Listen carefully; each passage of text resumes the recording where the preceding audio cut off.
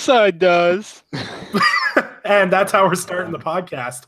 All right. And we are live. What's going on, everybody? This is episode 5 of the Gaming Perspective. I hope everyone's having a fantastic Saturday. And are we actually live? Hold on. We are live. We are live. Okay, there we go. It's just having a latency on my second monitor here.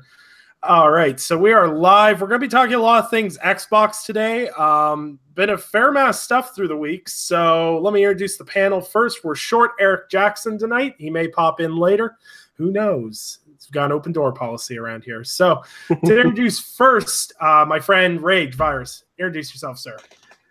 Hey guys, thanks for tuning in to the Gaming Perspective. I'm Rage Virus. You can find me on Twitter at RageVirus_X, and I am a writer/contributor for the Loop Gaming. Right on, right on. And we also have Mr. Samuel Tolbert. Introduce yourself, sir.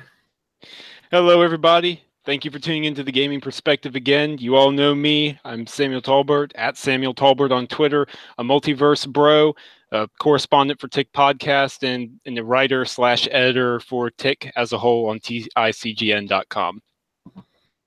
He's the guy that makes my articles make sense. Just a bit of spit and polish. Just a bit of spit and polish. Just a little bit of spit and polish. All right, so it's been an interesting week. A lot of stuff to come through this week. So we'll just do a quick run through of what we've been playing. So, Rage, what have you been playing this week? I've actually been playing a lot of Deep Rock Galactic, which has gotten a lot better the more in-depth you get into it, and a lot of Hearthstone. Oh, really? Hearthstone? Yeah, getting back into it. I just kind of saw it. I was like, it'd be a good game when I'm at work and just kind of sitting there on my break. So downloaded it, and I literally can't put it down. I'm playing it right now. I can't do gaming on a podcast because I sit there and I'm like, wait, what? Sorry. Tried playing PUBG on a podcast one time. I was like, top 10, and they're like, "Oh, Undead, what's your opinion?" I'm like, chicken dinner. The 345. Moving to 355. Get him. Sam, what have you been playing this week? I have been playing a ton of PUBG as usual. When I'm in a squad, I really can't get enough of PUBG. It's really taken over my multiplayer side of things. I've also recently gotten back into Halo Wars 2, which is really doing awesome because I had taken a few months off. I played it religiously when it first came out, but I took some time off after that, and they've added crossplay between PC and Xbox. They've added a metric ton of new leaders, units, abilities, and buildings. And I'm like, whoa, okay, suddenly I'm getting swamped. This isn't right. I need to refigure things out here. But it's a ton of fun. If you like RTS games, since there aren't really many on console in general, I would highly recommend it. It's in Game Pass. So, I mean, if you got Game Pass subscription, then you should check it out. And then beyond that, I've also, as usual, living up to my name, I have been playing a little bit of The Witcher 3 Enhanced. Yeah, that game looks amazing. Yeah, it does. My first time playing through it, and I started on the Xbox One X, and I was like, whoo! Oh, yeah, it shines. Yeah, what have I been playing? PUBG, Fortnite, Darwin Project next week when I get paid. Battle Royale. Yeah, I pretty much got like a little IV bag of Battle Royale games I'm playing. I'm actually gonna try to live stream and finish Life is Strange. After the podcast. I never played any of them. I am one of those people. The story is fantastic in that game, but the humor is so cringy.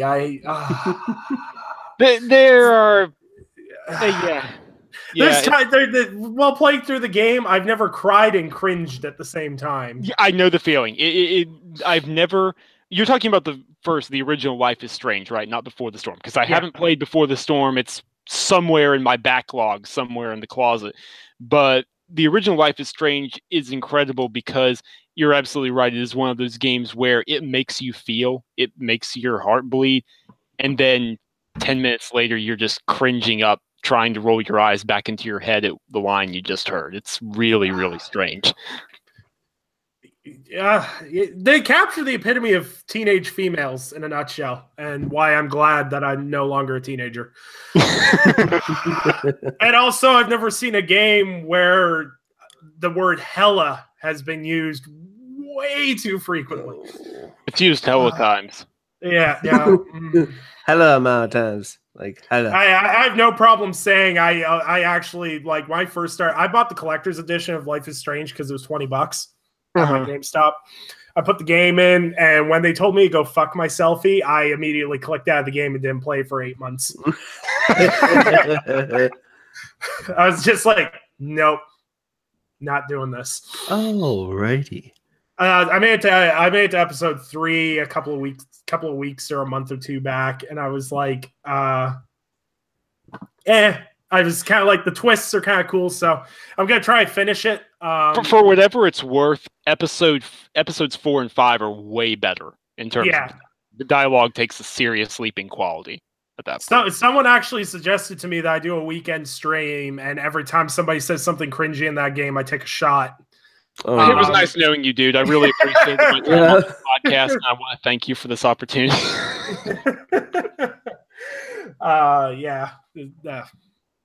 So yeah, that's kind of what I've been playing. I've got to get through the single player campaign of Halo Wars 2. I played a bunch of co-op when it came out. I day one that game, actually. I played it with a friend, like friends, constantly, but I actually never touched the campaign. So gonna dive into that at some point, and yeah, that's pretty much it for me. So we might as well just jump right into it here. So State of Decay 2. Earlier in the week, we got, it was like Sunday, Monday, we got the release date, right? Sometime in that time frame. It was start of the week, right? Yeah, it was in the last week. Monday. Shout out to IGN for being exclusive on that. Great work. Oh, hey, what's up? Oh, he showed up. Hey, there he is. There he is. All right. Good timing, actually. It was great timing. Yeah, great time. All right. Sorry, Eric, I'm late. I'm happy I can still make it on. Hey, I'm just glad you're here, man. That was a good time. Thanks, guys. All right, so right as we head into the main topic, so State of Decay 2 got release date Sunday, Monday time frame. I can't remember exact days. Mr. Samuel Tolbert caught that article on tickgn.com. And the most interesting thing that came out of this is it was cool to see State of Decay 2 get a release date. The other really cool thing was the fact that the game is going to be $30. It's going to be $30. The Ultimate Edition is $49. It's $39 if you use Gamers Club Unlocked, though. So that's a really good steal for anyone looking for that. That gives you the expansion pass and everything else. Undead Labs came out and said there will be no microtransactions whatsoever in this game. Only everything that's included in the Ultimate Edition. So that's fantastic. And IGN released 25 minutes of gameplay, which showcased the 4-player co-op and some of the things that you'll be expected to do in the game. So how many people watched at least some or even just a little bit of the gameplay released on Wednesday, I think it was? I watched all of it. I watched a little bit. Definitely I watched a little myself. Through all of it yet. Yeah, same here. So some of the things that vary, I've been playing State of Decay 1 to kind of give myself an idea of how far State of Decay 2 has come, and I've got to say they've really done some amazing work with State of Decay 2. The new engine looks great. Thing is, though, I will say they didn't showcase a lot of the content well. For the 25 minutes of gameplay, they kind of just ran around. They didn't really give you any show. Like, I know IGN's got a whole month of exclusivity with the game. So they're going to obviously leak things out at a trickle to go through the whole month. But they did a lot of driving around. It's good to see the game's not as janky. What are you guys' thoughts on the gameplay? Is this day one for you guys based off what you've seen, or do you need to see more? We'll start with let's start with Rage. It's a day one purchase for me. I was a huge fan of the first one, or I am a huge fan of the first one. It's such a unique zombie experience that you can't really find too much in any other zombie genre games. I really like the team management aspect and just the way it overall plays, and you have to like really watch out for your characters. I mean, it's permadeath. Once your character's dead, it's dead. There's no coming back. I kind of like that aspect of that game. So, as janky and bug riddled the first one was when I first played it, I'm really excited for the second one because I know it's going to be a much more polished yet fuller version of what the first one was.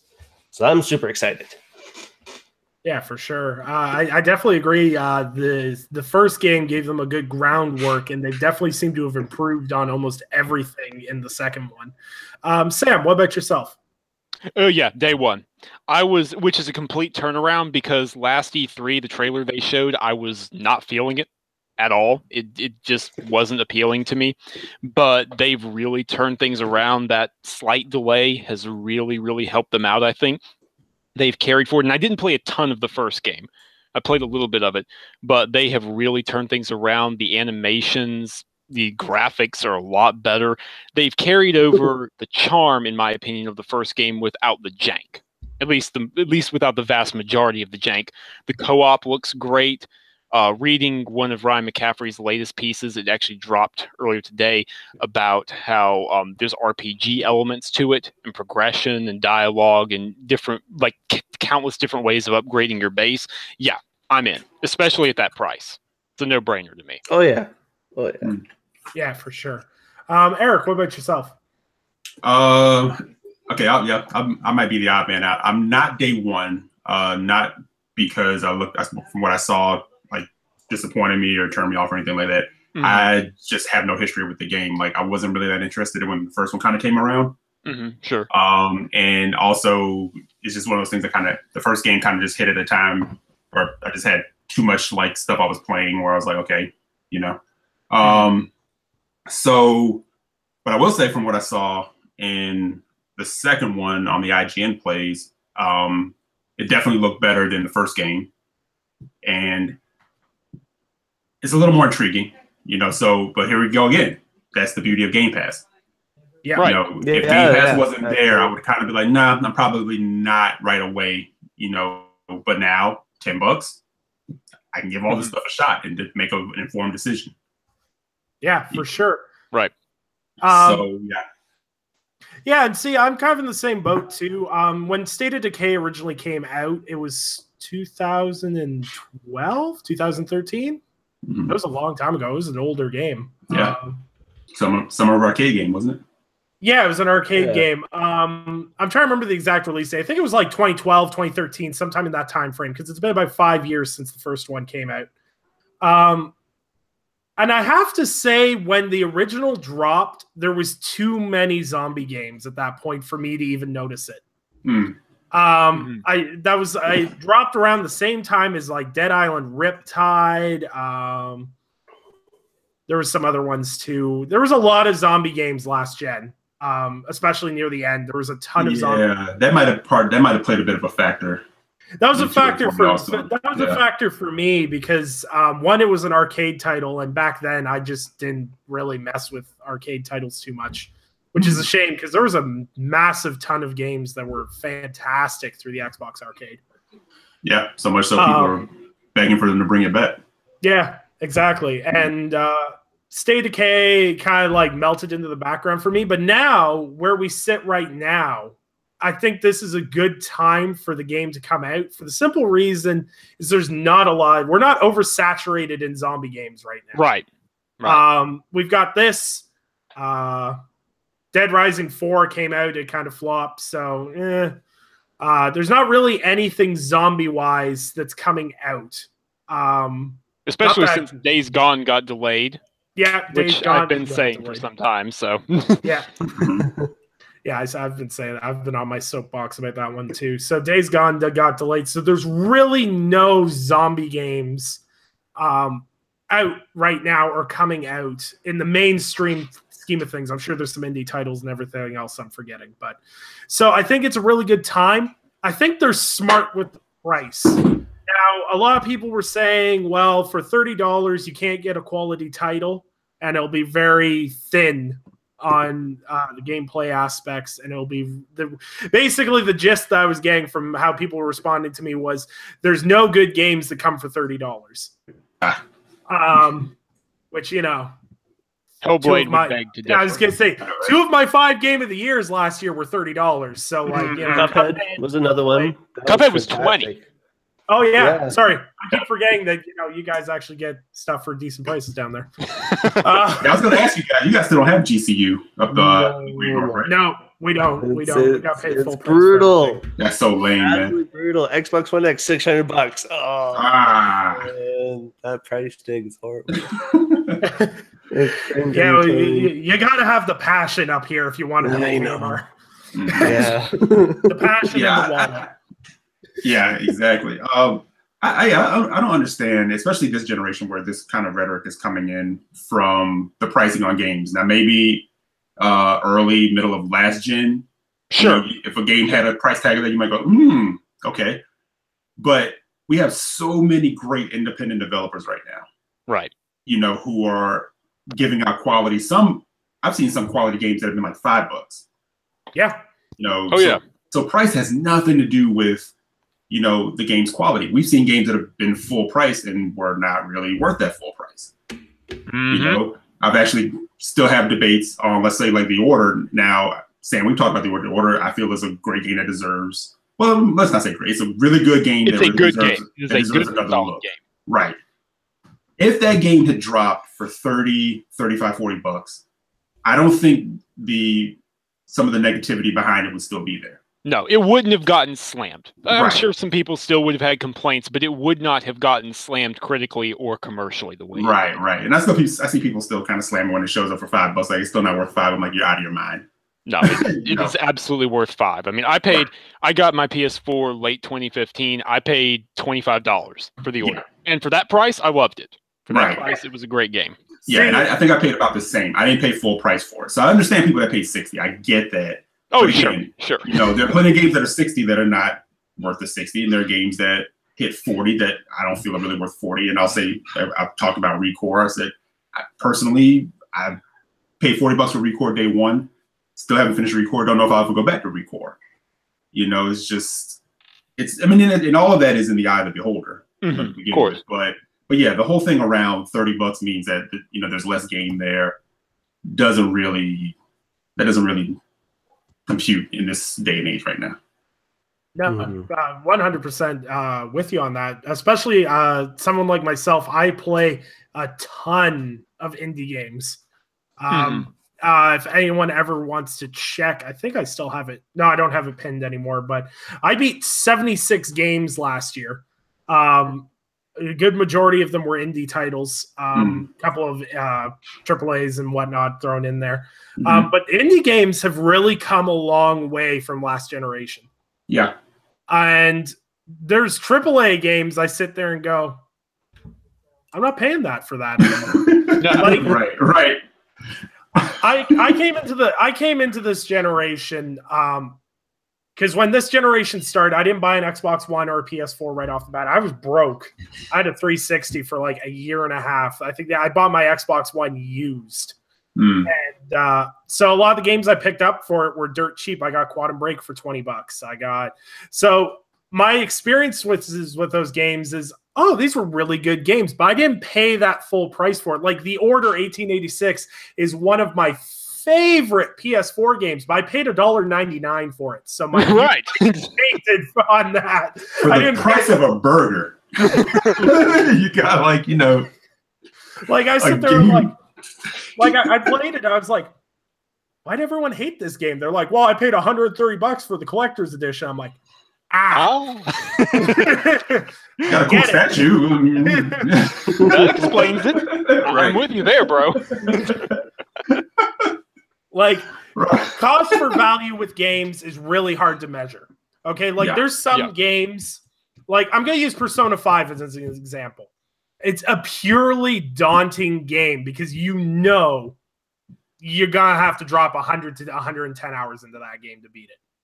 So most people would classify that 110 hours for $60. That's great. Right. But we start hitting that point with $60 is how much is $60 actually worth on a game? And like you see people, well, full out fleshed out RPGs, yeah, that's okay. But then you get games like I'm trying to think of a short game. Star Wars Battlefront 2. We'll take a shot at that. It's got multiplayer on it.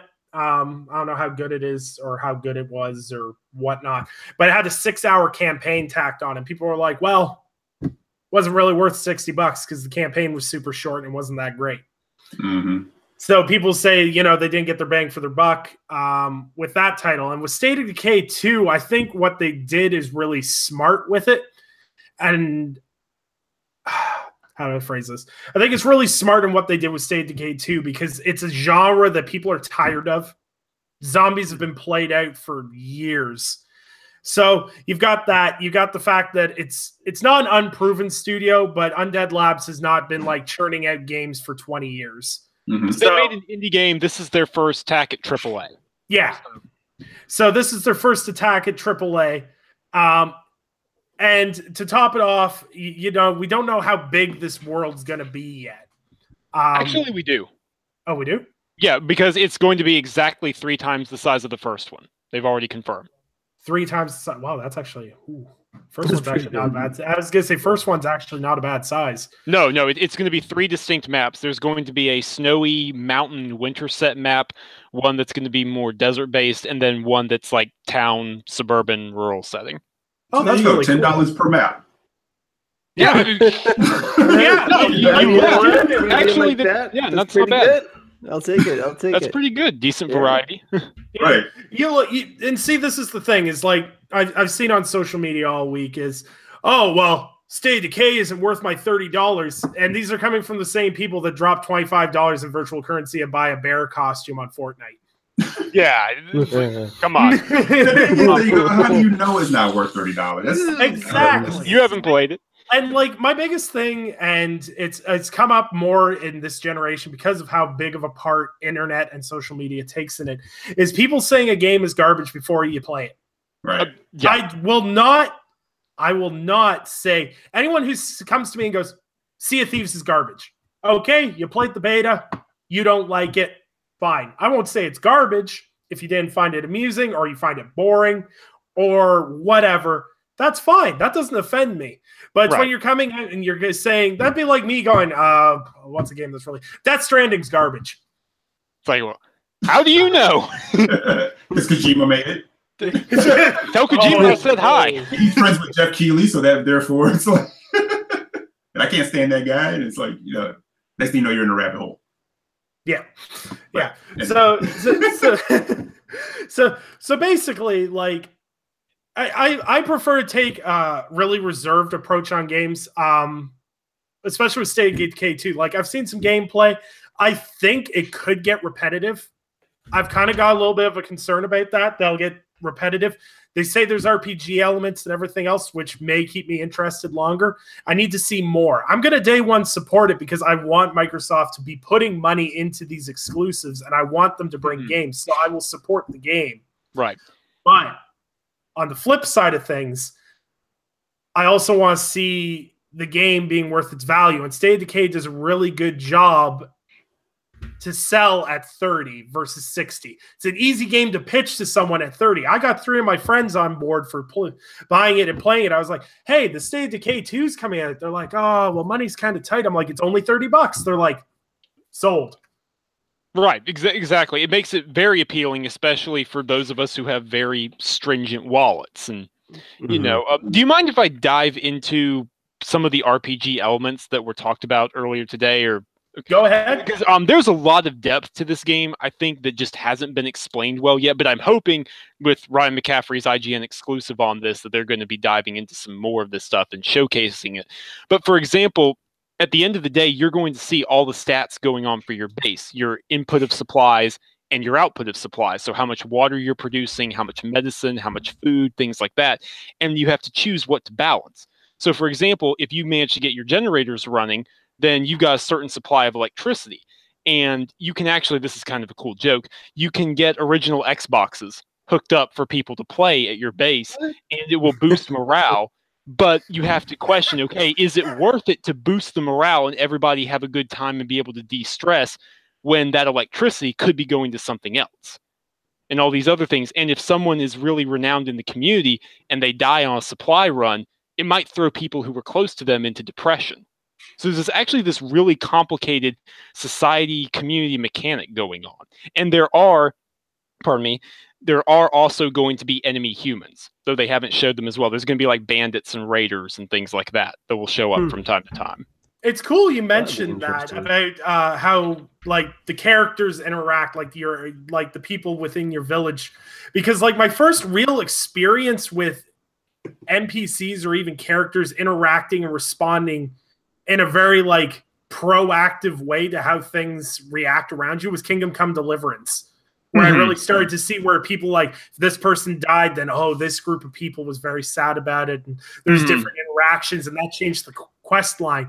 And it's really cool that they added this into a zombie game, because I feel like that's the aspect of The Walking Dead that everybody loves. Right. It can be a Walking Dead simulator in terms of like, look, I unashamedly watch The Walking Dead, its many flaws that it has, and it has them, because people joke that it's the guy soap opera. And you know what? It kind of is. At the end of the day, it's, who's going to live? Who's going to die? Who got bit? Are they going to take anyone out on the way? And being able to play around with that in sort of a zombie playground simulator is actually really, really cool. Yeah. I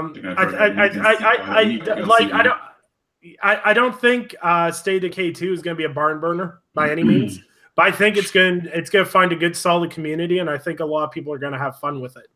And I'm interested to see. I'm just interested to see how they carry it on, like with a lot of these co-op games and everything else that Microsoft's bringing out. Because Sea of Thieves, Stay Decay, they're all more co-op focused.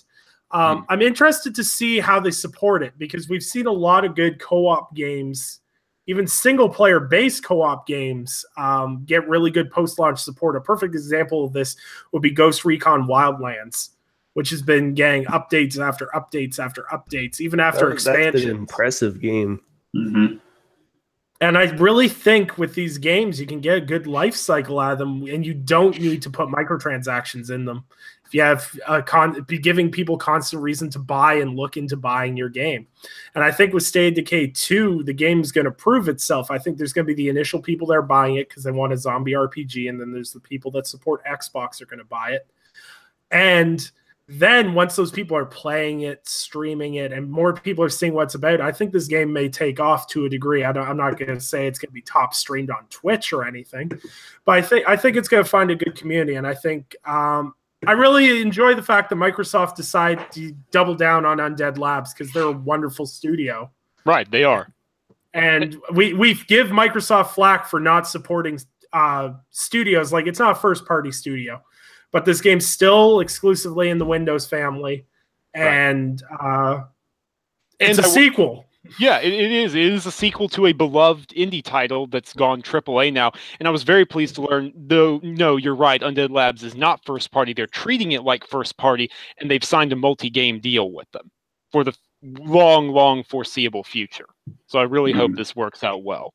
By the way, I just want to say this really quick, Eric, and then you can go. There's some misinformation being spread by people out there. There is a single-player campaign.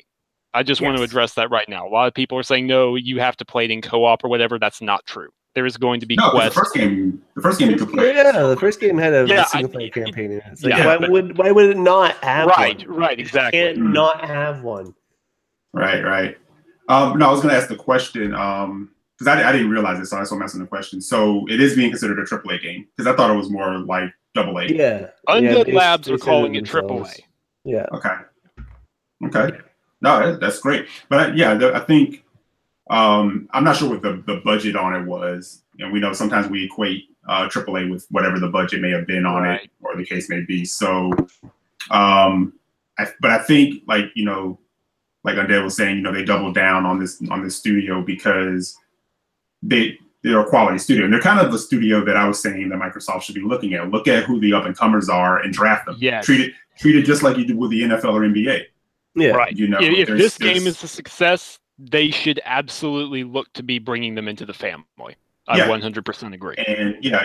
But I think these are the types of experiences that they're going to be looking to, you know, push going forward, because it may be one of those things where it's like risk or reward. You know, it doesn't have to have the same budget of something like a Gears or a Halo. You kind of play with the middle tier pricing and you see where it kind of goes. You treat it like a Hellblade almost. Yeah. You know? And you're going to see more games like that, I think, going forward. Yeah. And I mean, that's not to say that there won't be, you know, the major budgeted, you know, AAA experiences from them, but I definitely think this is kind of where they want to be, and feeding these kind of things in the Game Pass. Yeah. You know? Yeah. Oh, I agree. And I can go ahead. Sorry, go ahead. No, I was just going to say, my last point was just like, I think when you get the $30 pricing too, it's sort of leveraging. It's sort of saying 30 isn't a high risk for those who want to be there day one, but for those who don't, you have Game Pass, and even then you'll still get the discount on. Right, exactly. You know, so it's like very appealing. Yeah. And no, I think, Eric, to build on that, not to go too far of a giraffe trail off to the side, but you're absolutely right, because Z-Huge, everyone here I think knows who that is, right? He's a financial advisor and industry analyst. He does some great work. So he was talking on the Reset Era forums, and people were talking about, you know, the Microsoft roadmap as a whole. And he was saying you should be looking to these types of this is not a bad word per se, these smaller games in terms of a lot of the stuff that they have yet to announce for this gen, not next gen. They are working on some bigger next gen projects, obviously, a lot of them, but that is more of the next gen project, whatever that means. Whereas something like State of Decay 2, that's something that might be a hair easier to develop, even though it's still AAA. You can price it a little more attractively, and it can be put on Game Pass. And right, see, personally, you have that with Hellblade. Exactly. Yeah. Hellblade would also be a perfect fit for a Game Pass model, in my opinion. Yeah, it's a AAA, you know, game that, you know, was smartly priced, you know. And as much as I get on the train of, you know, I want to see 343 do something different. I want to see the Coalition do something different. I want to see all these first-party studios do something different. On the flip side of that, though, things like Moon Studios that did Ori, Studio MDHR that did Cuphead, Undead Labs, which is doing State of Decay 2. These are really, really good quality games. They are. And all of these games came out under $60. And like, it's no secret, and anyone who reads anything on it, Cuphead would never have happened if Microsoft hadn't picked it up. Right. Props to them that they stepped in and helped out with the financial side of things there. And what Microsoft needs to do is, I think this is part of the charm that I enjoy about Xbox. And people can hate on me for it. I don't have a problem with it.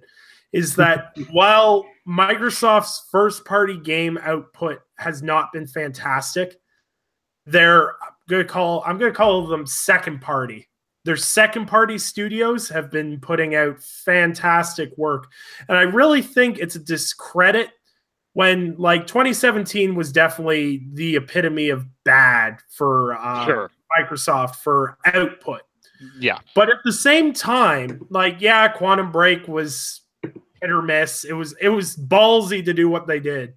It's a shame it didn't pan out fully. Recore was, don't get me started on Recore. That's another discussion altogether. Yeah, I hyped Recore up for 6 months and that foot and mouth. But again, another game that deserves another look because there's something interesting there. And one that fortunately may get it, if for no other reason than the fact that Phil, it has a sweet spot in his heart.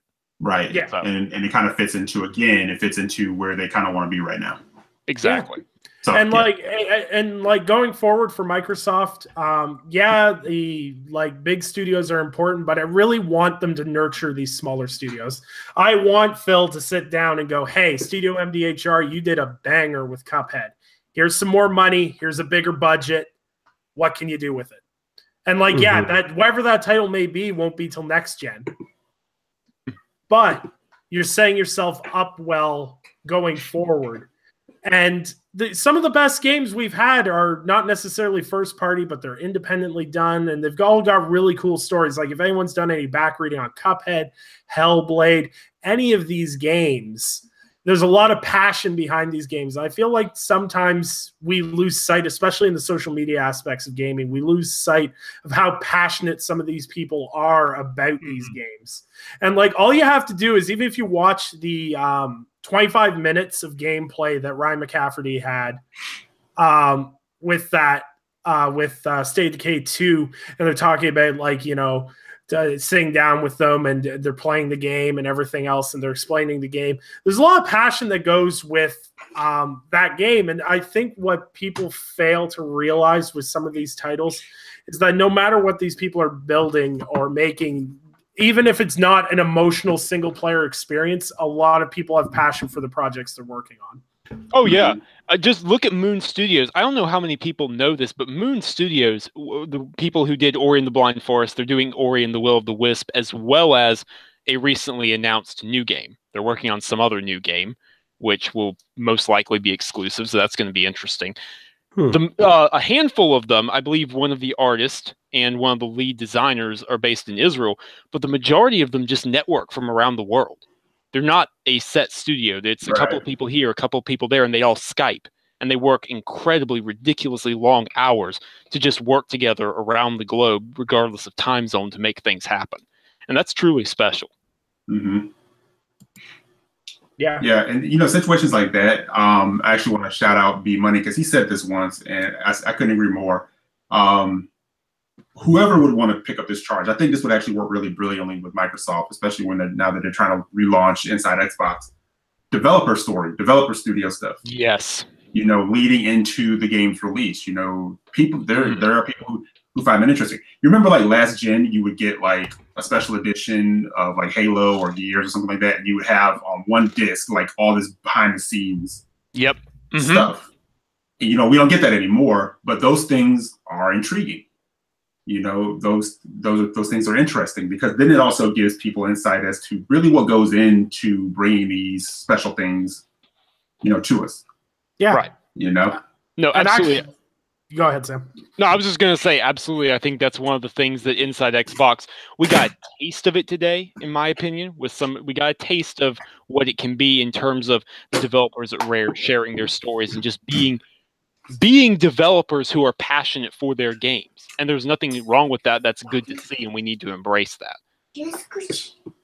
Yeah, for sure. And we'll segue this into Inside Xbox talk. So it relaunched, and I say relaunched because I put this in the group chat, but for those that didn't know, the actual original Inside Xbox crew that did the original show back in the day is actually the Outside Xbox YouTube channel, which is really, really cool, which I did not know. Someone actually filled me in on that and provided the links. So that's kind of neat.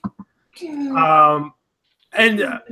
I just kind of want to get everyone's impressions so far of what they thought of the Inside Xbox. Just a brief impressions before we kind of crack into it a bit. How about Eric? I saw you had some funny tweets about it. What's yours first? Yeah, I was still I was doing the class thing, so I was, you know, I'm kind of on a break, and I was trying to watch something, but my phone kept lagging out, and I know they like Major was in the middle of talking some like Sea of Thieves stuff, so I didn't get to see Seamus come on or anything. But my tweet was reactionary to my timeline. You know, I was like, "What's going on with the Inside Xbox?" Like, oh my god, I'm so bored right now. Like I'm falling asleep. So that's why I sent that tweet out, just to like entertain myself and be a little light about it. I got a laugh out of it. You know? Yeah, it gave me a chuckle too. Yeah, so that's all it was, and I was like, hopefully nobody gets triggered over it. You know, hold on one second, guys. Sweet, I need you to close the door, okay? Just a little bit. Okay, a little bit. Thank you. That's my little gamer. Sorry, guys. So apparently, yeah, it was some people thought maybe there was a little bit too much Sea of Thieves coverage. Some people thought it felt like Gamescom over again, and some people thought it was like a little dry. So I don't know. I mean, it can't be as bad as the Comic-Con show. No, it was not. I can say that it was. And in my opinion, my humble personal opinion, it was better than Gamescom. Okay. That's my opinion. Doesn't mean there's not room for improvement. I said this multiple places on Twitter. There is absolutely room for improvement. It doesn't need to be a 2-hour show. You can trim it down to an hour and a half. Easy. No problem.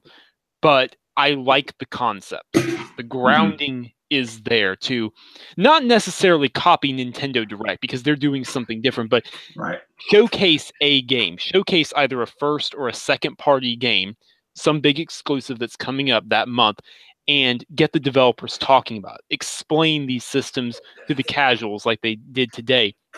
And I don't mean that derogatorily. I just mean the people who aren't keeping up with absolutely every bit of information on. This is a great way to share it.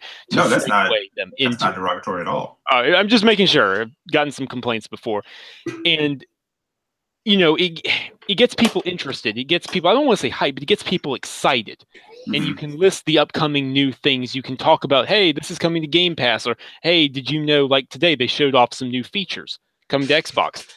One of them is never going to benefit me because I actually bothered to calibrate my TV. But hey, for those people who don't know there's such a thing as game mode on your TV, that's good. That's great. Show it to them. That's fantastic. So they have potential here. There's a great foundation. They just need to build on it properly.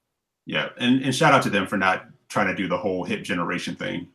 Oh yeah, thank God. Hey guys, what's going on? It's Xbox right here. And all that. Like, we're live up in the school. Goodbye.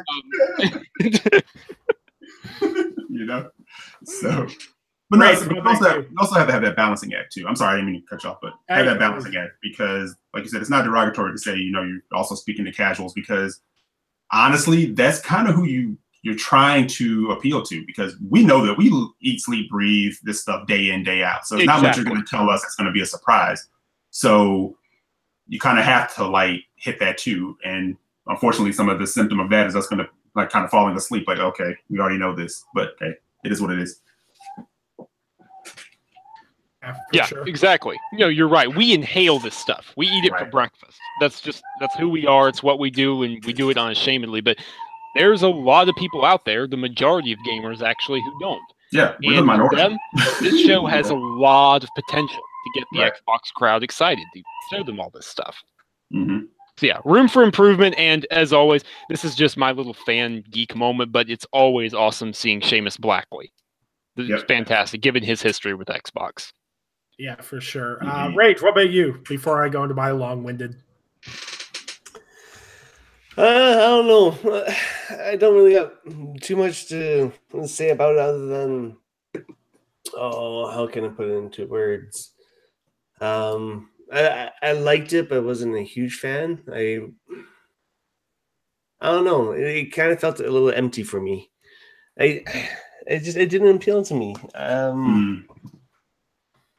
I like that they're doing it. It's great that they're being more interactive. Is something that I really have been wanting them to do for a long time, especially like increase their marketing and just get their name out there and be more in touch with the community, because you can see that quite a bit with PlayStation because they're everywhere. You can see them everywhere you go. Xbox not so much. But other than that, I just kind of wasn't too much of a fan. Yeah, I'm gonna go back and watch it in its entirety just so I can kind of have an idea. I'll weigh in on it a little bit more on Twitter. Yeah. See, for me, I'm kind of in the same boat as Sam, and the problem with things like this is I'm a geek for this stuff. I love behind the scenes stuff. I love learning about how games are made and everything else. It was the same thing when everyone was blowing up. If everyone remembers PSX last year, everyone was like, oh, it's just a bunch of development talk and blah, blah, blah, blah, blah. There's no actual announcements, even though pre-PSX, they said that's what it was going to be. Yeah, even though they went out of their way to say, hey, this is not a conference. Yeah. That seems to be a trend, though. Everyone thinks anytime like Nintendo or Sony or Microsoft go to do anything, it's like, where are the game announcements? Dude, you should have seen Reset Era. It was ridiculous. Like, I was in the forum saying, hey, so maybe we'll get a God of War release date, huh, guys? And they're all, Devil May Cry 5, Days Gone release date, Death Stranding Surprise 2018 release date. Let's go. Right. It's like Phil can't even go to DICE, which is not like a show that's really known for announcing games. They're like, where are the games at?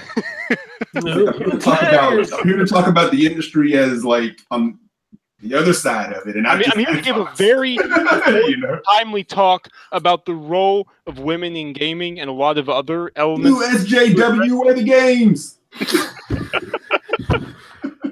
And see, it's funny to me because it's ironic for me. I like to take subtle ironies in social media. I don't tweet about it or anything else. I just like to sit there and go, I get a little chuckle out of it. All the guys on my feed that defended PSX last year for being a development talk and everything else were the first guys in line that were like, this inside Xbox stuff is garbage. It's just a bunch of developers sitting around talking. Like, yeah, it's interesting. To me, it's interesting.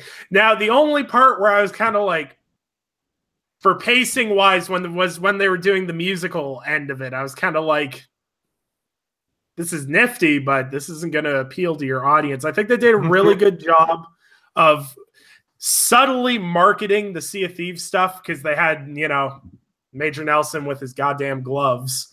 Nelson and those gloves, they've just embraced the meme at this point. Yeah, they've just embraced the meme at this point.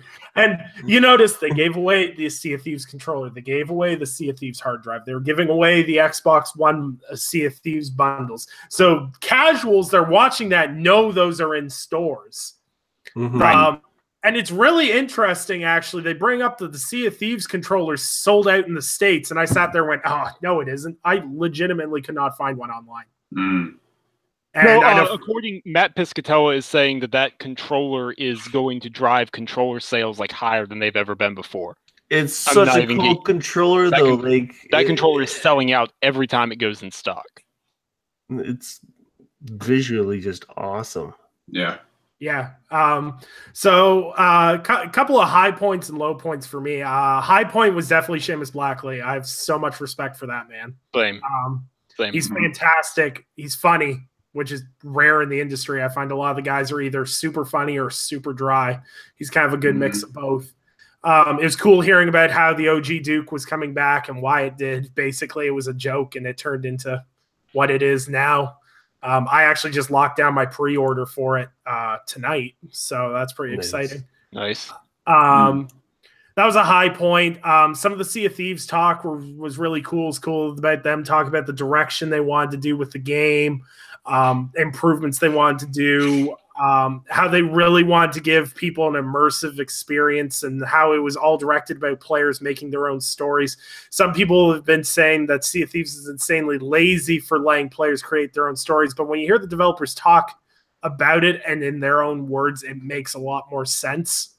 And you kind of you get a feel for it more. And I think that they did a lot of justice to Sea of Thieves. Game Pass was good. The City Skylines. City Skylines is coming. Yeah, City Skylines is one of the games, and that's not even the biggest game that they said was coming. So that's interesting.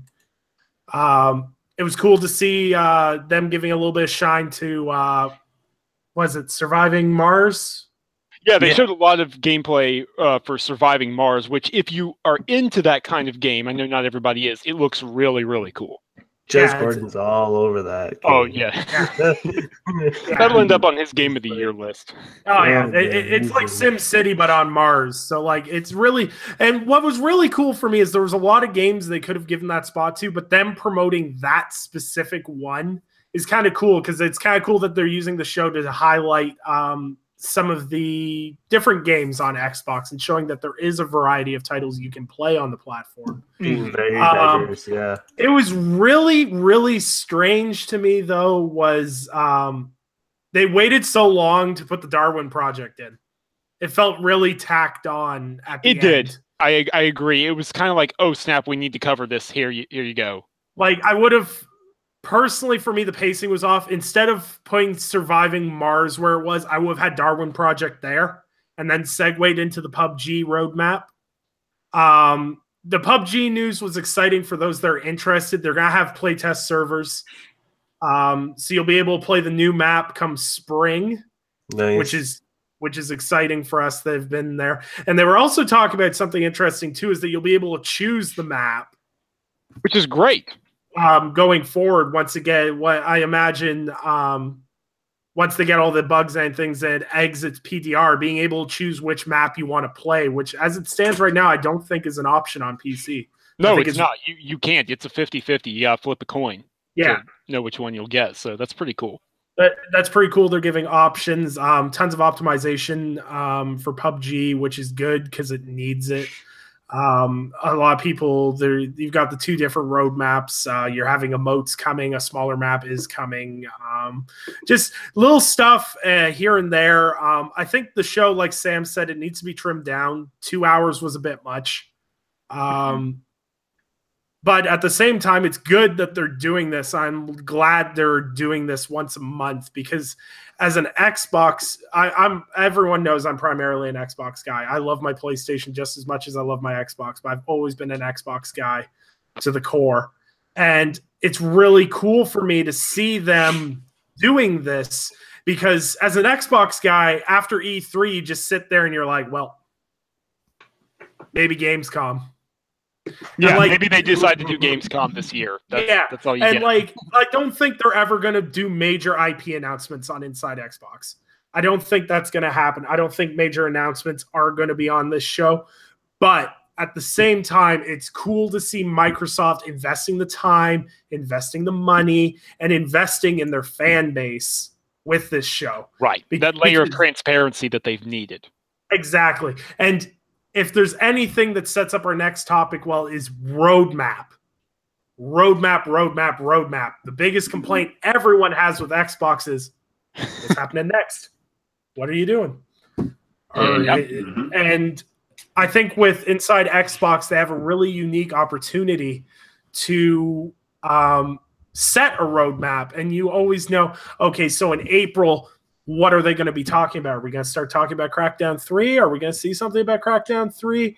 Obviously, May is going to be State of Decay, obviously. I don't know. Respectfully, I disagree. I think April might be State of Decay, and then I don't know.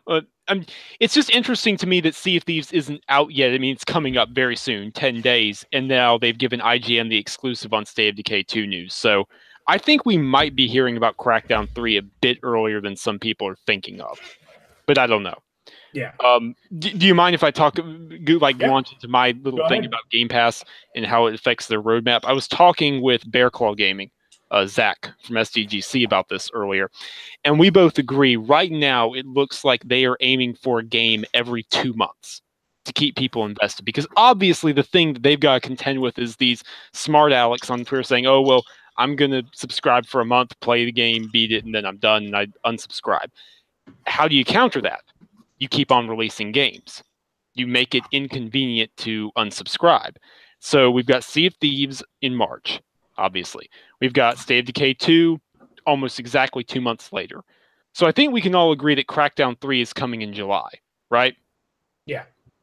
Safe bet. Yeah. I think that's very I'm still going with the June 29th date from the guy who leaked the State of Decay date. But can you imagine that at the E3 Xbox conference? It's like, yeah, so we have been pretty quiet about Crackdown 3. Here's some information, and it's out right now. Boom, there you go. Done.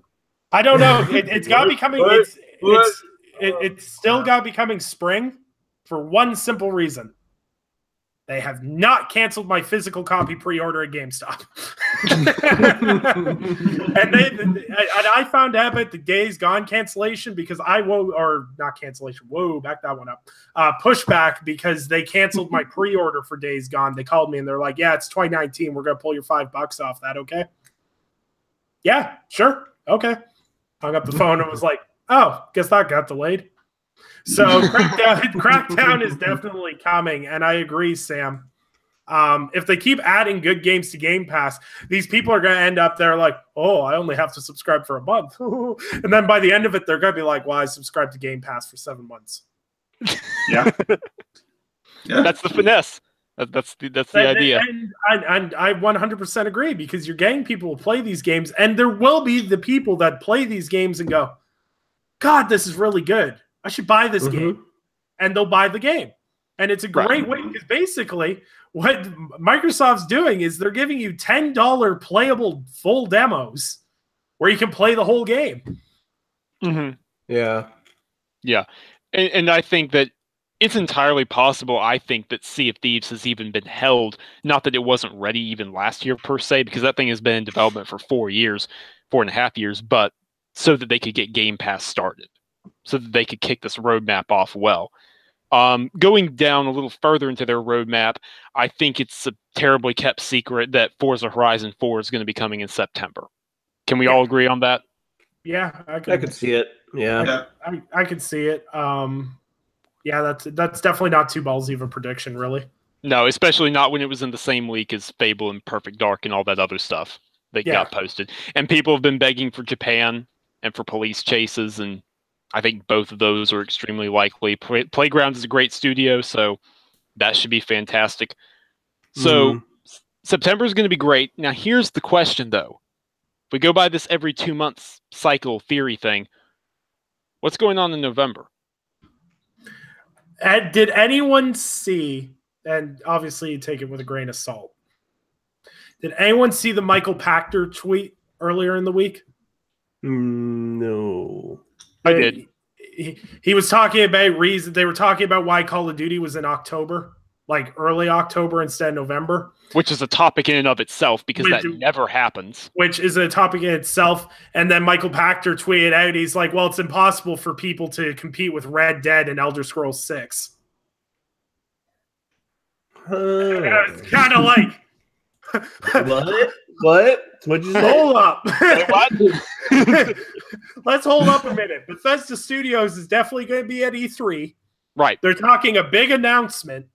Mm-hmm. They've got it canned so hard. That studio is on complete media lockdown right now. And I don't know if you guys saw the piece I wrote earlier this week, but they have absorbed Battlecry Studios. Battlecry is no longer a thing, and Battlecry Studios is now Bethesda Game Studios Austin. They've been turned into a satellite studio to support Todd Howard's personal team. So that begs the question, just what the heck are they working on? And if I swear, if Todd Howard comes out on stage for Bethesda's E3 and goes, Elder Scrolls 6, November, drop mic, I'm just going to be like, I'll faint on live stream. Guaranteed. I'll be like that image of the guy from the Nintendo Direct having like the heart attack. That'll be me with Bethesda Game Studio announcements. I don't think it's going to be Elder Scrolls, but we'll see. It's definitely something from Bethesda Game Studios. That's not up for debate, in my opinion. And it'll be great because it's Bethesda. Okay, my inner fanboy's coming out. Oh, boy. Oh, boy. But, yeah, I definitely think going forward, Xbox is a great way of providing a roadmap for people. This is a great way for casuals to find out about things. They can find out more about the games they want. It's great for us people that are huge nerds about games development. Like, I was just like sitting there with my hands together the whole time when they were talking about like games, like the whole development of Sea of Thieves and everything, because I love Sea of Thieves and all its flaws, and I'm a huge Rare fanboy. So you put that hand in hand, I'm kind of biased on this inside Xbox. But I think if they work on the pacing, cut down the time, maybe make it like an hour and a half. I think the people they had running it were fantastic. Graham Boyd's a great guy. Oh, he is fantastic. He's got a good sense of humor too, which helps. And yeah, I think they did a really good job for a first episode. They've got the groundwork, and now it's just seeing what they do going forward. And shout out to some of the guys I follow that won stuff today. Like, honestly, fuck you guys. I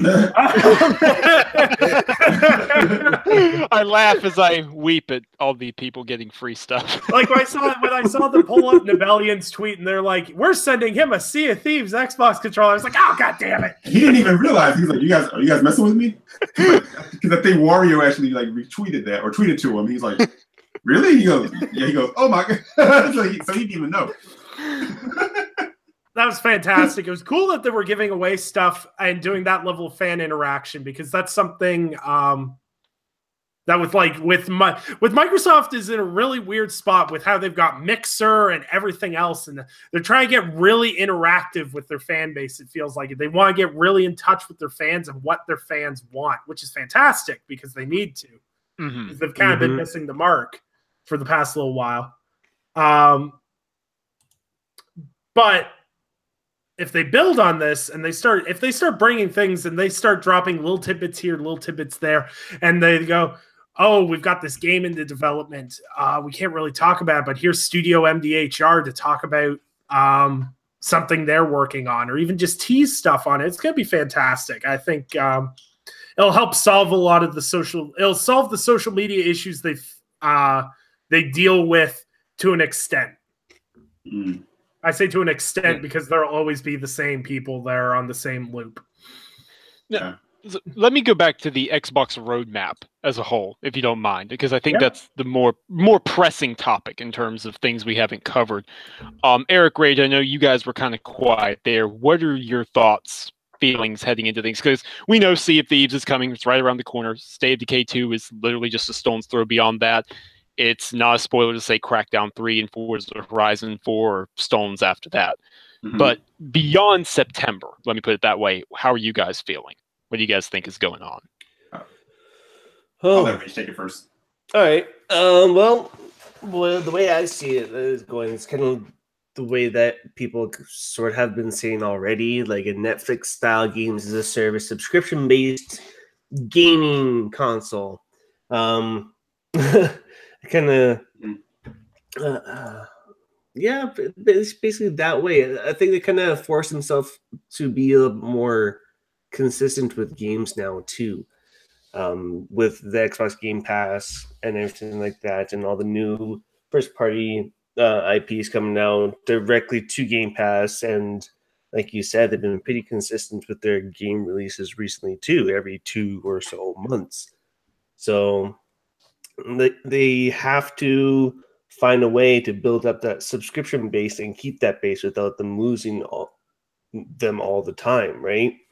They'll sign up for 1 month here for one game and then cancel out and wait for another game.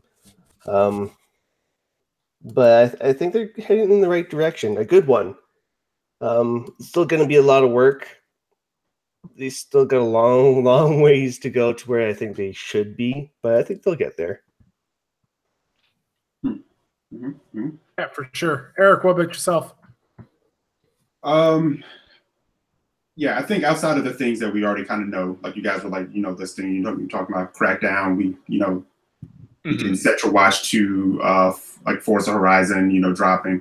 Right.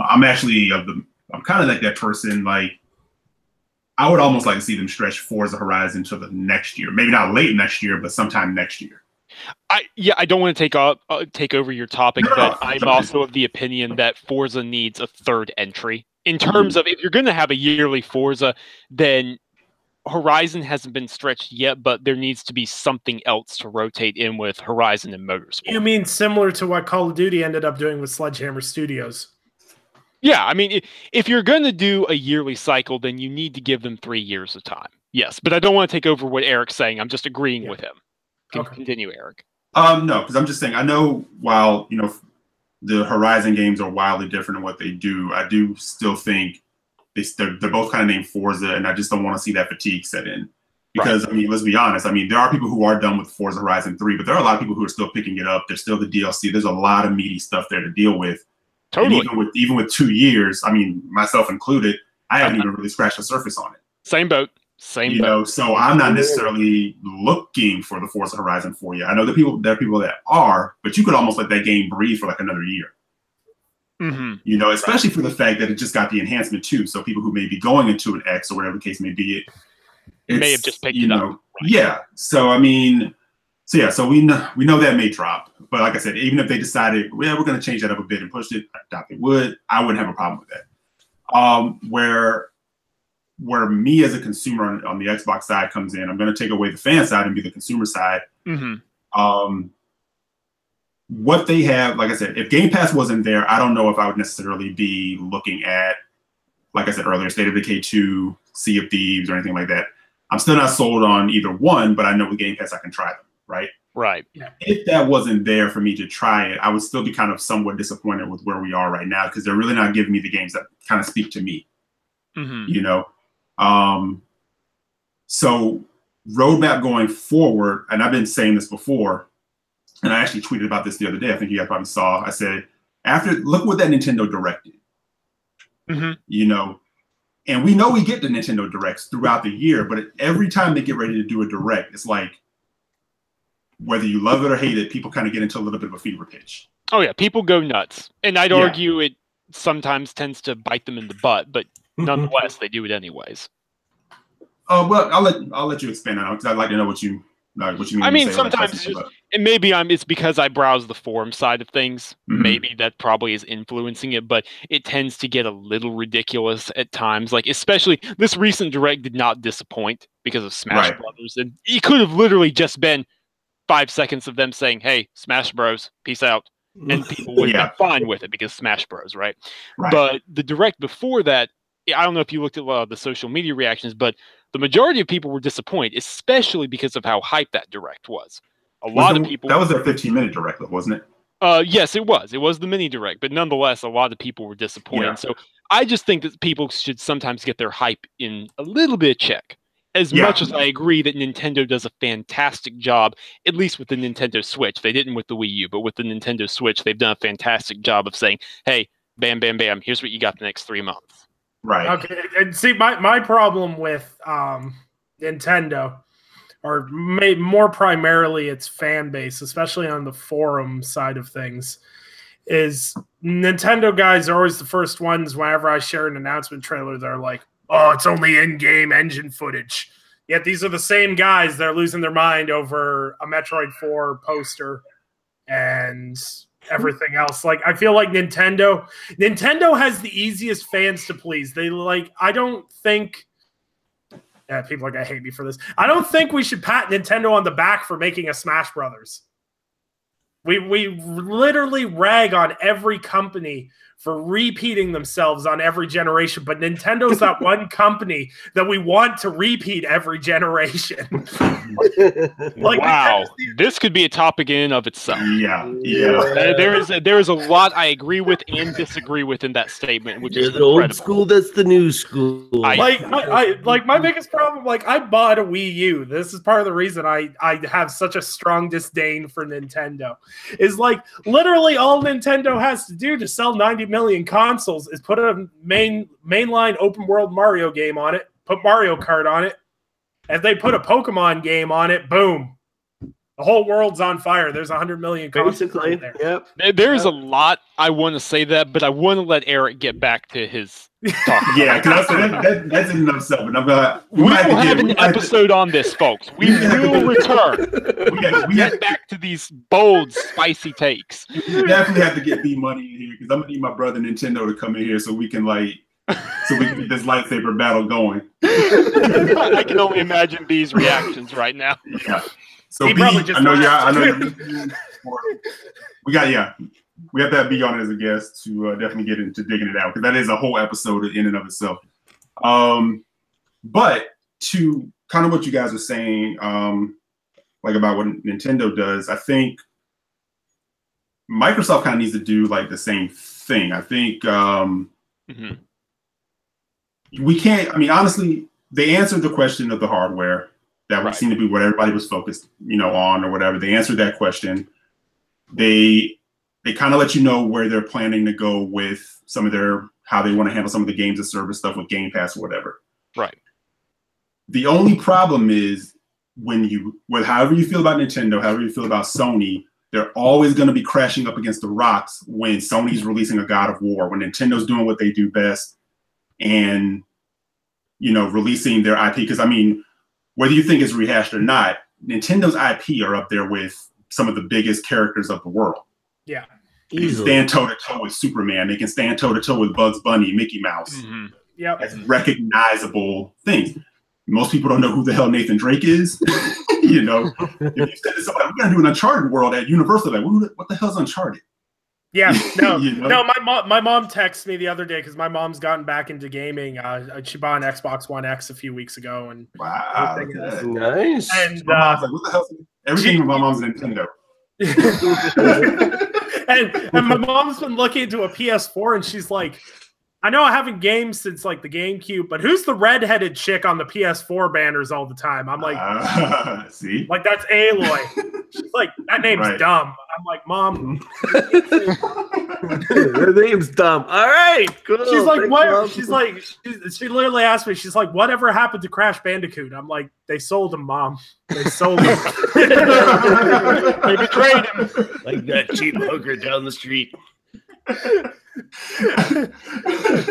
Speaking of that, Brian Altano from IGN was like laughing about that. He said, "Remember when Crash was in front of the Nintendo building yelling at Mario? And it's like, come on home, baby, come on home." Did anyone see? I think it was Shinobi that tweeted, or it might not have been Shinobi, that pictured, what the world we live in. It was Sonic Mania on the Switch, right? And Crash Bandicoot's gonna be on the Switch. It's like Nintendo has literally won everything. Yeah, it's like everybody that was built to combat the plumber. Yeah, he just opened the door, said, "Come on in, guys." And to talk about what Eric's talking about how you said, without Game Pass, Stay Decay and Sea of Thieves, it wouldn't really appeal to you as much as what you were saying, right? Because go ahead. No, go ahead first. No, you go. Okay. I think I have an idea where you're going with that. So Canadian. One of you go. I feel where Eric's coming from to an extent.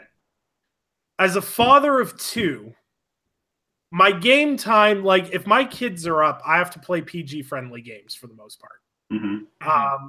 And the game time I get by myself, I have an enormous single-player backlog. And the times I get to game as a father don't necessarily line up with when everyone else gets to game. And these co-op focused games, while they're great and they're really good games, as a father too, it's really hard to invest in these games. And it's hard to find the appeal for them massively when it takes you forever to beat a co-op game. Like, perfect example, Ghost Recon Wildlands. I bought that in October on sale. And between me and my friend's got a kid too. I've got two. And we're on the last boss now. It's what, March? It's a meaty game, though. It has a lot to it. Like, yeah, I know a lot of it's repetitive too, but at the same time, there's a lot. It's big. Yeah, it's a full game. And I understand where Eric's coming from too. Is like a lot of those like multiplayer, for lack of a better word, games as a service games, which can be massively time investing, aren't necessarily appealing for a huge market of people. And what I think Sony does really well with their single player focus is they sell games to people that they may be more cinematic in nature, and everyone can rag on them for that. But there's not too many PlayStation games that are like 30, 40 hour slogfests, or you have to invest massive time in to get your quote unquote full game experience out of them. And that's not a bad thing. And a lot of these co-op games are a hard sell for people that work a lot or anything else. Like through the week, I get about 4 hours of gaming through the week. My weekend's my meat and potatoes time, if I'm lucky.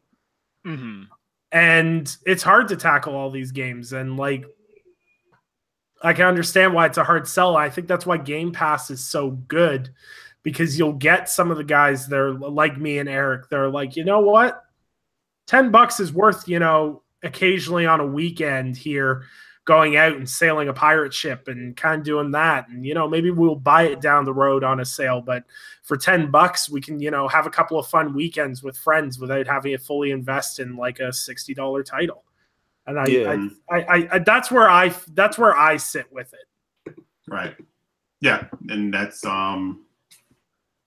that pretty much mirrors and echoes a lot of what I feel. But at the same time, there are experiences that I got from Xbox over the OG, over the 360, that pulled me away from, PlayStation. I mean, I was a PlayStation guy, because that's what we had. I mean, it was Nintendo, Sony. Dreamcast is my all-time favorite console. And then, the Xbox came along with that DNA, right? But there were games that fed into that. And and like you said, a lot of that feeds into as time goes on. Yeah, I don't have as much time as I did, and I run into this all the time. Like Sam and I talk about playing stuff all the time, and sometimes I just either I get caught up in a single player game or I just didn't have the time to do it. Something else comes up, Right. you know. So yeah, so for me, it's like it's becoming increasingly harder to support all the consoles. So I really need that reason to be like, okay, I have to have this because I want to play this because I'm always going to be a gamer. I'm always going to want to play this and that. But if you're no longer giving me that compelling reason that speaks to me, and that's what I try to tell people on Twitter, don't get triggered by what I say. If they're giving you what you want, high fives all day long. I'm not saying what they're doing is wrong. I'm saying as a consumer, it may not speak to me. And that goes for any of them. You have to look out for yourself first. Yeah, if Nintendo turns to the left, hey, you guys aren't speaking to me anymore. If Sony turns to the left, you're not. And unfortunately, that could leave me sitting here like, what do I do now? But going into E3, the reason I keep harping on the roadmap is because it's like, guys, I have an X. I bought everything. I'm down with Xbox. I don't hate on Xbox. I'm just critical because I'm a consumer first. Yeah. I put the fanboy shades away and I say, okay, our relationship is I give you money. Give me what I need. It goes the same thing with the phone. Apple wasn't giving me what I needed for a long time. I switched to Android. Yeah. And see, that's the biggest thing too, is I think everyone on this panel does a really good job of it, is if you're going to invest in a product, I want kickback for that. You need to give, like, an example with these mid-gen refreshes, with the Pro and the X. You've got to give out the games that make these consoles worth it. Now, compared to my clunker of a console I had before, my X is absolutely wonderful. It runs games better, yada, yada, yada. Great support. Great support. The X enhanced games are great. And that's the important part. And I love what they're doing with the backwards compatibility. I may not go back and play every game, but it's cool that they're taking care of their previous titles. But if I was to not be, if I wasn't invested into Xbox, and like I'm invested into Xbox, I got 400 plus digital games. I'm invested in my Xbox. Right. If I wasn't invested in my Xbox, and I'd say I was mainly invested in PlayStation, Xbox has literally given no one a reason to buy that console for the past year. This would be the first year since 2016 where I'd say, yeah, you need an Xbox because there's some really unique things coming. I mean, all respect. I love Cuphead and I love Halo Wars 2, and I still can't disagree with you. As much as those games both hold a very special place in my heart. Exactly. And the X has a really special place as it sits right now. Microsoft needs to capitalize on it. With GPU prices being through the roof right now, great opportunity to market the X. And like I made the joke, I think I made it on, I can't remember if it was on this podcast or it was on Multiverse, about Microsoft buying all the GPUs and being like, hey, we have a console that does this. But it's the most bang for your buck graphically and everything else right now. The Pro is just as the Pro doesn't do as much, but the Pro is just as good because, how do I put this? The PS Pro does good at what it's supposed to do, and the X does very well at what it's supposed to do. But Sony's library does a much better job of showing off what it can do, what the Pro can do, because there are games that run on my Slim where I sit there and go, what would this look like on the Pro? Like, they've got some really mind-melting games. Right. Whereas on the Xbox side, I'd argue that the only real game that's done that for me would be Gears 4. Gears 4 is a technical masterpiece. Yeah. But Gears 4, and that did a great job. But how I feel about Gears 4 as an entry in it aside. Oh my God, man! the Coalition are technical wizards. That game is gorgeous. That game is gorgeous.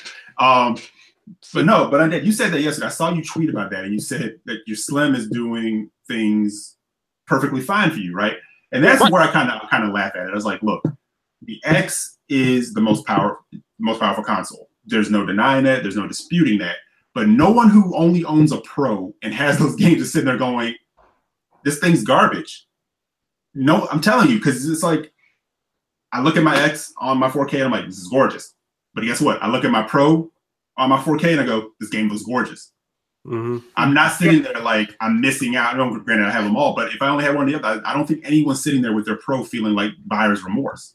Yeah, no, and that's the thing. Not when it comes to first party. Third party, we might have a different discussion in terms. Well, even with that, if I don't think if you're not sitting there with them side by side, I don't think anyone's saying I'm missing out, because you have people that have a Pro and they're playing Wolfenstein, they're playing Assassin's Creed, and no one has said, "Oh, yeah, but this is probably definitely the most inferior version of it," because it's still, while it may not have the complete number of pixels that the X may be pushing out, it's still not ugly.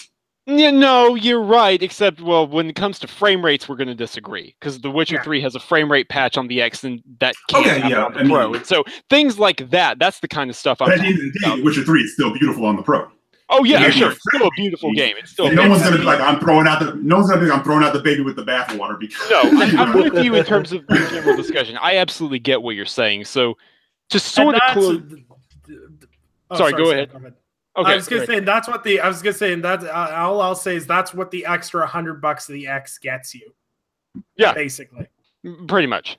And that's kind of the thing I would say too. Is like, I know people like to throw these things around. I just kind of laugh and say, a year later, $100 more. It should be doing that. Yeah, exactly. If it wasn't doing that, it would be a problem. But no, that could be a whole nother discussion in and of itself. But I'm with you in terms of, I get what you're saying. I absolutely get what you're saying. I have a PS4 Basic, the standard, because it's much better looking than the Slim. I don't feel like I'm missing out. My PS4 may be an exclusives machine, but I don't feel like I'm missing out graphically. At the end of the day, you know what? I'll play God of War on it, and I'll love it. Right, and there's absolutely nothing wrong with that. A lot of people have Nintendo consoles because it's their exclusives machine. There were times last generation where people had an Xbox because it was their exclusives machine. That's interchangeable. Yeah. And kind of the way the reason I look at the roadmap is because, like I said, and like Undead said, our time is very much limited, and it's becoming increasingly harder to support all the consoles. So you need that really good reason to hold on. And a lot of it is investment in, their friends list. It is investment in their achievements. A lot of those things are important. It's not important to everybody. So all I need for Microsoft is for them to say, even if they put a slide up there, at this point, put a slide up, do the Nintendo thing. I don't care. Just say to me, we hear you. We heard our people that wanted us to take care of the hardware. We heard you. We heard our people that wanted these co-op experiences and multiplayer experiences. We heard you. Now, guess what, guys? You who want these single player experiences, these big experiences from us, we heard you and we have you. Right. It may take a couple of years, but guess what, guys? I'm not going anywhere. I got plenty of stuff to play. But if you're telling me this is coming, I'm still here. Right. And as we get closer to E3, because I'm with you, E. I'm with you 110% there. As we get closer to E3, I honestly feel like we can do another show altogether on this in terms of what we need to see from everybody at E3, but in particular from Xbox, given the roadmap situation. But I'm going to say this. There have been a lot of rumors.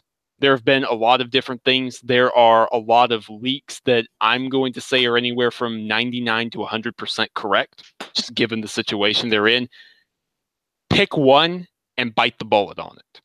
That's what they need to do, in my opinion. Just pick one. Doesn't matter whether it's Miss Joanna Dark, whether it's a certain Playground Games handling a certain Fable reboot, whether it's Electric Square's game that we've still seen neither hide nor hair of 2 years later. Pick one and bite down on it and pray it works out and show it to the fans. Right. That's my opinion in terms of, you don't need to show them all. You don't have to show your entire hand. Just fling a light into the future, if that makes any sense. In terms of, it may not be here anytime soon. It may arrive next gen, whatever the heck next gen is going to mean for Microsoft. Right. But what you're doing is you're signing the contract to say, we heard you. This is a marathon, not a sprint. Right. Somewhere down the line. What you're letting me know, do I need to keep rocking with you? Or do I need to go ahead and say, you know what, I can, with the time I have, I'm just going to focus on these guys for now and see what you do later. Right. Because right now, I have a Next, I'm invested. It's not going anywhere. I have plenty of games to play. Right. I know we have fun with the whole Xbox has no games, hyperbole and the whole nine. Right. And then I laugh at that because guys say that to try to be stinging, and then guys get offended by it. I'm like, what they're trying to say. Come on, guys, let's be real about it. All they need to do is, with everything else that they have lined up, like you said, Sam, whether it's next gen or right at the end of this generation, say, hey, guess what? This is coming. Right. It could be one thing, like you said, and people go, damn it, let's roll. Exactly. That's the beauty of all these unconfirmed leaks, actually, when you think about it, is they don't have to show all of them. It's not, oh, well, crap, we've blown our entire next-gen poker hand. We don't have any surprises. No, you just have to pick one and say, okay, you got us. This is happening 2 or 3 years down the line. Right, yeah, because that's the thing. That's where I think Sony has gotten, gotten by. I know people like to goof on and say, "Oh, well, we don't know when those games are coming," or "Oh, well, they don't do the release date thing," which I find again funny. People either want to release date or they don't want to release date or whatever. Doesn't matter. The fact of the matter is, at some point while I'm still playing all this other stuff, they're going to give me a release date on, Spider-Man. They're going to give me a release date on God of War. They're going to get all these things that are coming up. Right. They're in the hopper. They may not be immediate, but they're in the hopper. And again, we have so much to play, more than any generation. Yeah, I agree too, and it's unique in how Sony handles it. I have to give them props for it. Is people seem to get less outraged if you delay a release window than if you delay a release date. Oh, yeah. Well, Sean Layden even said that to, I don't know if you guys saw Greg Miller's interview with Sean Layden at PSX. It's really good. Greg asked some really hard-hitting questions about a lot of stuff. But one of them was Greg was kind of prodding him for saying, okay, you guys sure love the word 2018, no month and day in front of that. And Sean said, well, the funny thing about that is people don't really like it when we miss exact days. It's sort of like a Christmas present not existing, and then I have to go Negan on my marketing people, and nobody likes that. See, you know what? Seeing Sean Layden with a barbed wire baseball bat does not seem too far off the mark, so that's kind of terrifying. No, it's actually scarily accurate. I mean, it's lying, per se. Yeah. But I think they're really smart with that because, Days Gone got pushed back to 2019. And besides the usual fanboys, the usual suspects, I'll call them, I didn't see anyone too peeved about it. I'll just stand on my soapbox and say, I saw all you people who called me a liar and a fanboy. You'll never acknowledge it. I see you. I know you're out there. I've been saying this for a year. All right, I'm off my soapbox. I'm getting back down. No. See, I'm straight out. I'm straight out. Jabari, you're wrong. J-Dubs, we see you. There you go. God of War, Days Gone 2019 fan, let's go. Sorry, J-Dub. All right. And what's funny? The Days Gone wasn't the one I was concerned about because I was like, that game will come when it comes. And a matter of fact, take all the time you need. It's a new IP. Oh, you know how that can go. No, Spider-Man was the one I was like, Yeah. That's the one that's getting kind of suspicious, actually. Spider-Man, as far as I see it, they had the job posting there 2 months ago for play testers. People have been talking about it. You see all the Insomniac guys talking about the final build's really, really good. So I think Spider-Man, because of how it's going to be marketed, I think it's going to drop sometime close. When's Infinity War coming out? April 27th. Oh, that's really close to God of War. That's probably not going to happen. No, I think Spider-Man is July. We could have another discussion on that, but I think Spider-Man is July, August. I was just going to say around E3 time is when I would expect for Spider-Man. Yeah, I could definitely see them holding off on Spider-Man until E3 and giving a date a month after E3. I think I'd be okay with that. It works great. Summer game. It'll do gangbusters. Yeah, it'll do gangbusters. Spider-Man's one of those few IPs. Spider-Man's one of those few superheroes where I don't think, besides maybe landing in November with COD and Red Dead and everything else, that it would seriously hurt sales. Spider-Man's such a classic. But as far as it goes, I'm insanely happy right now as a multi-console owner because both Sony and Microsoft are here, buy games. And I'm I can't make money fast enough. Yes. And then manufacture more time. And I'm sitting there going, I need to figure out how to get through my backlog faster. And I was like, if I bought a Switch, I could play the indie games I play on my Xbox while I'm at work. And the Switch is fast becoming the indie machine. Yeah, for sure. It's definitely what the Vita had kind of become. It's definitely becoming that, because I see a lot of dudes, shout out to Cognito, shout out to Kaibatsu, the Lords. They all say, like, I held off on this because I wanted it for my Switch because I can take it with me on the go. Yeah, exactly. And for a lot of us, people that are super busy, and if you work a lot or anything like that, it's a great option. Now, because we're pretty much wrapped up topic-wise, I don't want to take too much longer. 5 minutes. Anyone in the chat got any questions for anybody? I'll give you all like a minute if you got questions. If you don't, we'll wrap this up. Lickety quick here. Lickety quick. Dun, Lickety dun, quick. dun, dun, dun, dun, dun. By the way, if Elder Scrolls 6 is announced at E3, Sam, you better get me footage. See, Jimmy, I'm not going to say Elder Scrolls 6, but Bethesda Game Studios they're prepping for something. They're prepping for something big. What did I see earlier on Twitter today? It was from Jamie Moran, but he tweeted it was like this conference hallway poster about Elder Scrolls 6 sort of thing, but it was Elder Scrolls Starfield. That's what it is for Elder Scrolls 6 as their new game, a futuristic IP, space IP. I'm not going to say anything. No. All right, that's okay. I'm okay with that. So we got so excited about that concept. All right, so Sam, you get props from Mike from NLG Gaming on a great job on the Tick website this week. Thank you, Mike. Much respect to you and your work back in the day. Tommy asked, y'all excited about Black Ops 3? I'm guessing he means 4.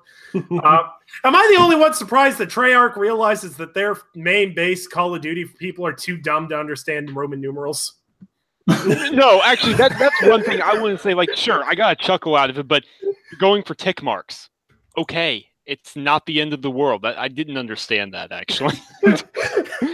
No, my personal favorite one was Anchor putting on the conspiracy theory fedora. Oh yeah, and, he's going full Illuminati. It's fake marketing. They're just pulling our leg. We don't have any actual confirmed information. Conspiracy Anchor is the best anchor. It really is. Conspiracy Anchor. No, dude, he can go full conspiracy. It's oh great. yeah, I'm sure. It's great. It's phenomenal stuff. But I see Anchor like in the house with like the red yarn and the pins on the board, like, and it all starts with Todd Howard at the top. Eric, what do you think? Me and Anchor have a like Bethesda Doomsday Shelter. Okay, we've got like maps with pinpoints about where the release dates are going to land. Oh, I do too. Don't you worry. Hey, I'm growing into the Bethesda camp because they are looking out for me, the single player gamer. They are. #save player 1. Yeah. When they did that campaign, I was like, I'm with you guys. Yeah. It was almost like they were like Wakanda forever. I think the ads they ran with that, like some of the ads they ran on YouTube and everything else were just brilliant with that too. From Fastback, you guys think Crackdown 3 multiplayer full destruction shown at E3 released end of June? Yay or nay? Fastback, you're probably not gonna like what I have to say, but I don't think that full on multiplayer destruction is definitely gonna happen. I'm gonna put it this way: I'm not quite so pessimistic, but I'll say this: it's do or die. Yeah, they have given them all the time in the world, and if it doesn't work, then. And they've really been investing in Azure Cloud and their cloud gaming services as well. So, like, they kind of have to do it if they don't. I mean, to answer part of his question, it'll absolutely be shown again at E3. I don't think that's up for debate. Whether or not the multiplayer, the cloud destruction works, cross your fingers, pray, do something. But we'll see. Let's all hope that come July and August, we're all talking about how incredible it is they got it to work. All right. Yeah. Let's put it that way. I've always been in the boat. Xbox guys hate me for saying it. If they hadn't canceled Scale Down, Crackdown would have been canceled. They can't afford to cancel another game. I think Crackdown 3 would have been canceled just from that Comic-Con footage alone. that would have.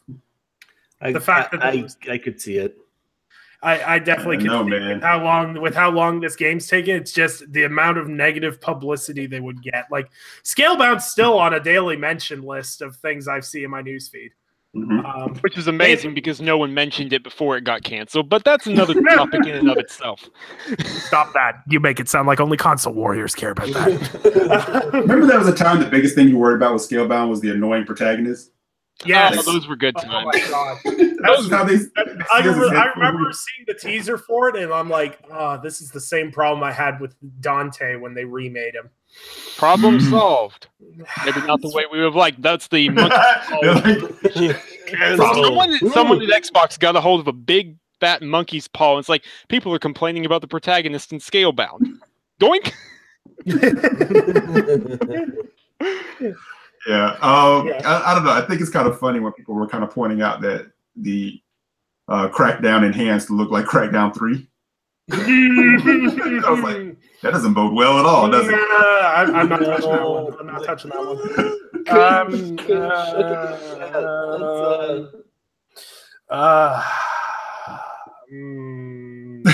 This is It's been episode 5. Oh, look at the time. Oh, look at yeah. Wow, that was. Thanks, Eric.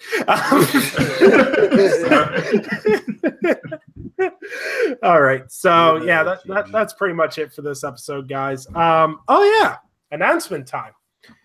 So. Oh, sweet. Got background noise already. Yeah! As long as YouTube doesn't realize the tune that Rage hummed. Yeah.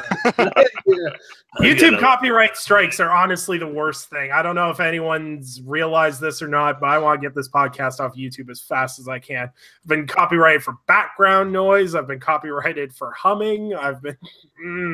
oh, man, it was like squeaky office chair, wasn't it? That squeaky office chair was not copyrighted. Damn song again. Oh, he had a Mario. He had an amiibo of Mario in the background. That's Mario gameplay. That's a Nintendo copyright strike right there. All right. So, couple of things on the. It's more. I'm gonna say not. What's the word I'm looking for? Back end stuff for this podcast. So if you guys love this podcast, I'm constantly trying to make improvements for the podcast. I've started investing. I got an Elgato coming in. We're going to have gameplay going. So you don't have to look at my face during this podcast, which is a plus for everybody. I don't know. I'll lose the one female viewer I have, which is my wife.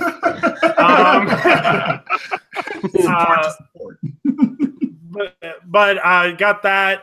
We're going to be going up on Google Play. I'm working through the details. It's a bit of a pain, but Google Play should be up for, I'm hoping, next week's episode, and then iTunes down the road. But if you guys do love what we've been doing here and you do want to make contributions, there is a PayPal link in the description. You don't have to. This show will always be free. All the content from this show will always be free. But if you want to support the guys on this podcast, that is the way to do it. All that will be kicked back into the podcast and spread amongst these guys because they do insanely awesome work. I love having them on. And it'll go towards making the show even better. And if you do have suggestions or things you want to see improved on this show, do not hesitate to DM me or anyone on the cast with suggestions, because I love feedback and I absolutely love the support I have gotten for this show. It's a lot more than I could ever have imagined for this show. And to celebrate that, we have a giveaway that will be going up on Twitter probably in about half an hour. Through this podcast, you're going to have a chance to win A Way Out, which is the much anticipated EA title, which is basically Jailbreak Simulator with your friend 2018 edition. And if anyone remembers from the Video Game Awards, the passionate director of that game. Oh man, that guy was fantastic. Just incredible. Absolute legend.